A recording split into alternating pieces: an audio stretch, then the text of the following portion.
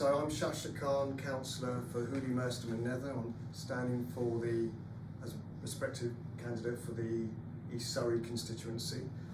The key thing to point out is that the East Surrey constituency, the newly formed East Surrey constituency, does have a part of the Reigate and Bansted Council, three villages where I'm the elected councillor for. So it's kind of the appropriate thing to do for me to stand in that constituency, the newly formed constituency.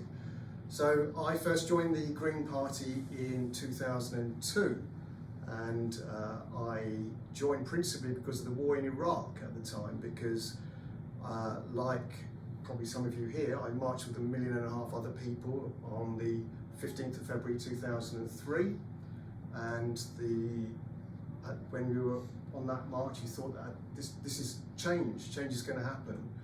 And the very next day when Tony Blair said, you know, we live in a democracy, you're entitled to protest, and he also said that think of all those victims of Saddam who can't get to march.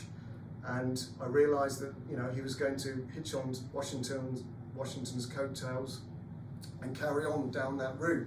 So I realised I needed to be active from that point onwards. So I just joined the Green Party, and then I got involved with my local party at the time, which was Sutton and Croydon, and swiftly became a candidate for the Greater London Assembly elections for the Croydon-Sutton constituency.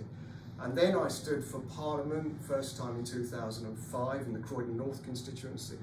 And then I stood again in 2010 for the Croydon North constituency. 2012 there was a by-election in Croydon North, I stood again. 2015 I stood, I'm trying to remember now actually, because I had to look this up on Wikipedia earlier. So I stood also in Carshalton in Wallington in 2017. I stood again in Croydon North in 2015. So I've stood many times as a parliamentary candidate. I've got a lot of experience. So that's a bit about my background. So as a Green, prior to becoming a councillor, I was very active in the Croydon area, and we moved into the area in 2016 into Woodmanston area. Prior to that, I was very active in the Croydon area. Probably one of the major things I did to stand up, because I principally feel I'm more of a campaigner than a politician. I like to show and get involved in local community groups and support them. And the big thing that happened in Croydon and the Sutton area was that there was a waste incinerator that was proposed to be built. And I basically took the councils, that's 4 councils, Croydon, Kingston, Sutton and Merton, and the multinational to the High Court. I managed to raise £25,000 to do that, and sadly, unfortunately, we weren't able to stop the incinerator being built.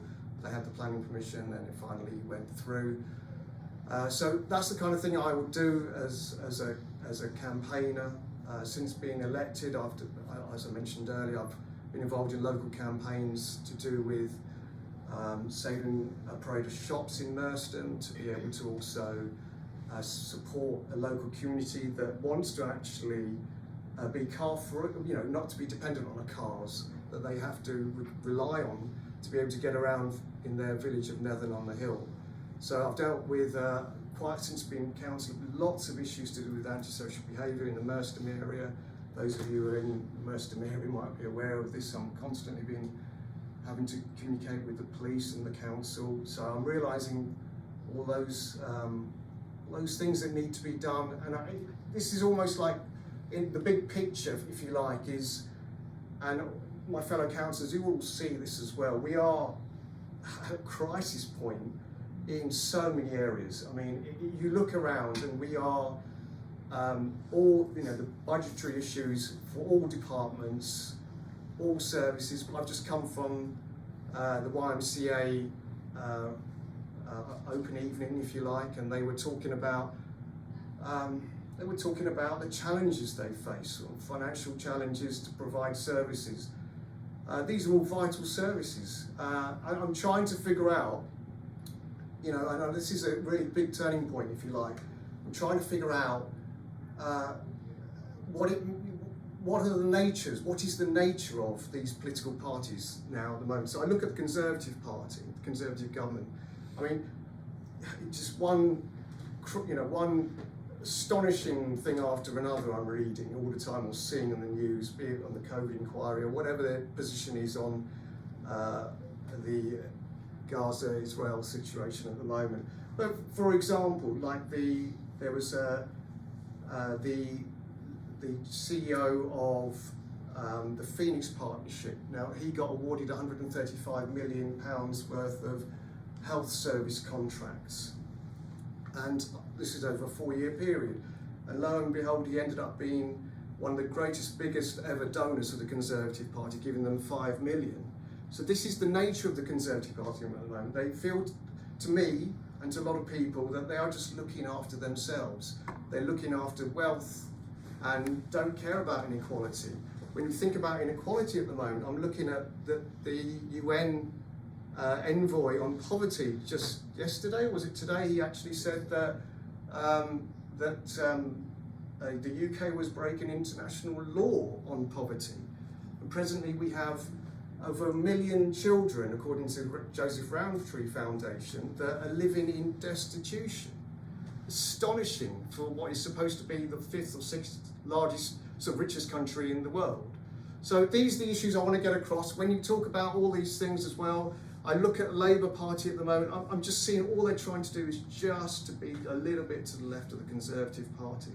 The Lib Dems are trying to fit in somewhere else between. This is a really important opportunity for the Green Party to be able to get across their policies and stand out and show that we're different. And the prime example recently that people, my friends, are contacting me about, and they said, oh, we've spotted that you're actually standing for a ceasefire in the Israel-Gaza situation at the moment.